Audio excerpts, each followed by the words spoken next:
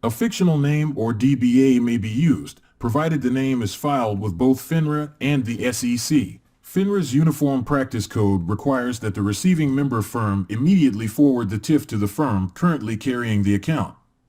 A customer may transfer all or part of the securities held in the account. Under FINRA rules, discretionary accounts must be reviewed frequently by a principal to detect potential abuses such as churning. Non-discretionary accounts must be reviewed periodically. The issuer's registration statement as well as the prospectus must be amended. Also, the issuer must notify NASDAQ, which will likely decide to halt trading to allow the investing public sufficient time to absorb the news. Furthermore, the company will issue a press release that will serve to notify its shareholders. FINRA Rule 5160 states that selling group agreements must include the public offering price and to whom and under what circumstances concessions may be allowed. Normally, disclosure of the broker-dealer's control relationship with the affiliate would be sufficient. However, a sale to a discretionary account requires specific approval of the customer. Under NASDAQ trading rules, locked or crossed markets will be eliminated during normal market hours.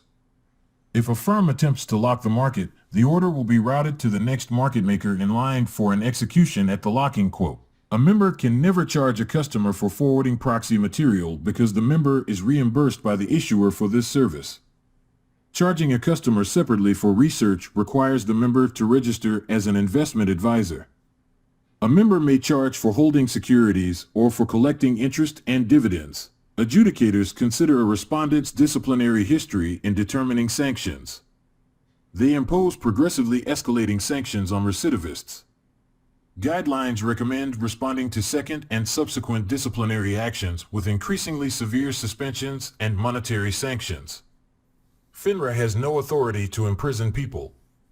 Its harshest punishment is removal from the industry altogether. That is a bar for individuals and an expulsion for a member firm. Non-directed orders must be market or marketable limit orders, i.e., they must be immediately executable. All fines are payable to the U.S. Treasury. After receiving a complaint from the Department of Enforcement, a respondent has 25 days to file a response. The 5% policy applies to non-exempt securities whether traded on an exchange or off exchange. Some securities customarily carry a higher markup. For example, charges associated with trading common stock will likely be higher than for bond transactions of the same size, just as charges for sales of units of DPPs would likely be higher than shares of stock. Offerings of securities made by prospectus or an offering circular are exempt from FINRA Rule 2440 and often charge more than 5%. Under the Limit Order Protection Rule, members may not trade ahead of customer limit orders, meaning that members are prohibited from trading at prices equal to any limit order they are holding without executing that order. However, in certain cases the SEC does allow market makers to trade alongside customer limits. Exceptions are allowed for institutional orders and for retail orders of 10,000 shares or more and a value of $100,000 or more. A customer whose order is being traded along with must have given permission to the member.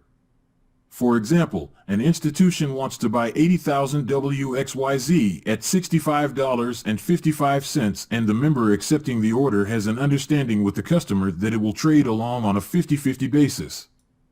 If 50,000 shares become available at $65.55, rather than execute the entire amount for the customer's account, the market maker will take 25,000 and execute 25,000 for the customer. The X-date is set by the market in which the security principally trades, in this case the NYSE.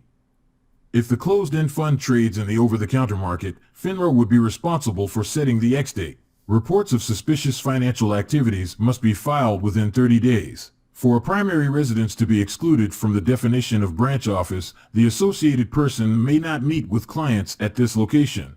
In Choice I, it is the prime broker, not the executing broker, who is responsible for the short interest reporting of those shares. In Choice II, proprietary positions are subject to reporting. SEC Rule 10A1 excludes short sales affected by underwriting syndicates from reporting. Choice III.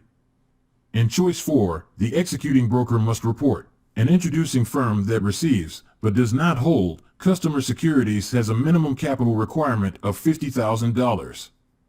As the firm in this question is established, it cannot let its AI to NC ratio exceed 15 to 1. Therefore, its minimum net capital requirement is $50,000 or 1/15 of AI, whichever is greater.